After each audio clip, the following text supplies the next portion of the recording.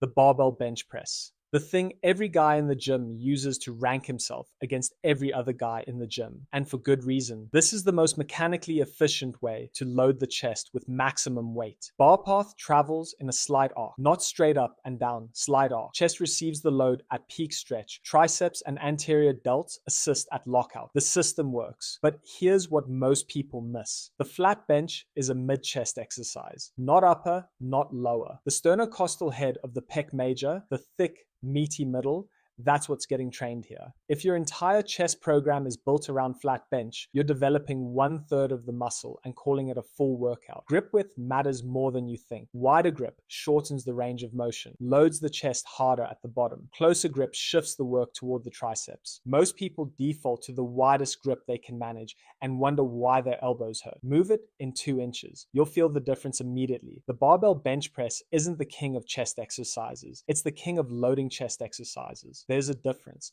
and that difference is why the rest of this list exists. The incline press. Tilt the bench to 30 degrees and everything changes. The incline press targets the clavicular head, the upper chest, the shelf just below the collarbone that separates a flat chest from one that actually looks three-dimensional. Most people neglect this region for years, then wonder why their chest looks unfinished from every angle except lying down. 30 degrees is the number, not 45, not 60. Those higher angles quietly hand the work over to the anterior deltoid, and now you're doing a shoulder press and calling it chest day. 30 degrees keeps the load where it belongs. Here's where it gets interesting. The dumbbell incline press beats the barbell version for almost everyone. The barbell locks your wrists into a fixed path. The dumbbells let your hands rotate naturally as you press, which mirrors the actual function of the pec. It doesn't just push, it rotates the arm inward as it extends. Follow that path and the muscle has to work through its full range of motion, not just the part the bar allows. The upper chest is also notoriously stubborn. It's a smaller region. It gets less daily stimulation and it responds best to dedicated training, not leftovers at the end of a flat bench session. If upper chest is a priority, it goes first, not last. The decline press has a reputation problem. Most people skip it entirely. It feels awkward. The setup is annoying, and the standard advice says the lower chest trains itself on flat movements anyway, and that's partially true. The lower pec does get recruited during flat and dip movements, but here's what nobody tells you. The decline press allows the highest load of any pressing angle, more than flat, more than incline. The shoulder is in a mechanically safer position, the range of motion is shorter, and the lower pec fibers run in a direction that makes the decline angle genuinely optimal for them. If you've been plateaued on chest development and you've never seriously programmed decline, you've left a door closed that didn't need to be. It's not mandatory, but dismissing it entirely is a choice made on assumption, not information. The dip is the most underrated chest exercise alive, not top 5. The most underrated, full stop. A slight forward lean, torso angled toward the floor, not upright, and the dip becomes a compound chest movement that loads the pec through a deeper stretch than almost anything else on this list. The bottom of the dip, that moment of maximum shoulder extension, is where the chest is under the most tension. Most people rush through it. That moment is the whole point. The dip also builds the lower chest and the transition between chest and abs, the lower shelf that makes a physique look complete rather than just wide. No cable machine replicates this. One warning: if your shoulders aren't healthy, the dip will tell you immediately. The joint stress at the bottom position is real. Ease into it. The movement rewards patience and destroys impatience in equal measure. The cable fly. Here's the thing about pressing movements: they overload the chest at the bottom of the rep at stretch and then let the load drop off as the arms extend and the chest shortens. The muscle works hardest exactly where it's most vulnerable and barely works at all at peak contraction. The cable fly fixes this. Constant tension throughout the entire range of motion. At the top of a cable fly, arms extended in front of you, chest fully contracted.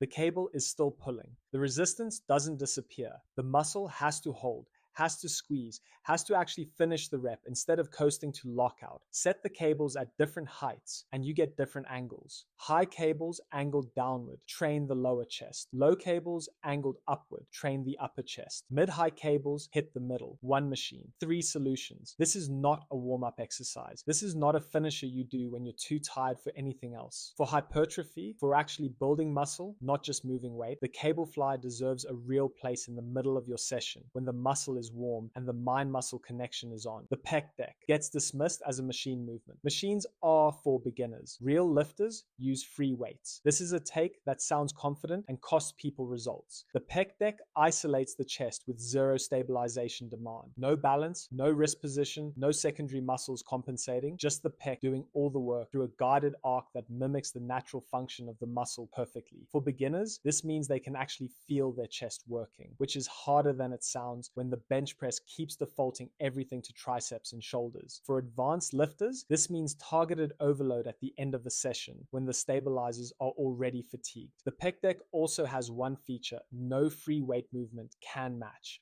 a full squeezing contraction at the midpoint, the two handles meeting in front of the chest, where the pec is shortened completely and loaded completely at the same time. That combination is rare. Don't waste it. The push-up. The push-up is the oldest chest exercise on earth. It predates every machine, every cable system, every adjustable bench, and somewhere along the way, the fitness industry decided it was a beginner move that serious lifters graduate from. That is a mistake. The push-up is the only chest exercise where the scapula moves freely. On a bench, the shoulder blade is pinned against the pad. It can't protract, can't move through its full range. The push-up lets the scapula slide forward at the top of the rep, which activates the serratus anterior and adds a layer of functional pressing strength that no bench variation trains. Elevate the feet for upper chest emphasis. Add weight via a plate on the back for progressive overload. Try archer push-ups. One arm extended to the side, all the load on the working arm, for a unilateral challenge that exposes every imbalance you've been hiding behind a barbell. The push-up doesn't care how much you bench. It will humble you in ways a loaded bar never will.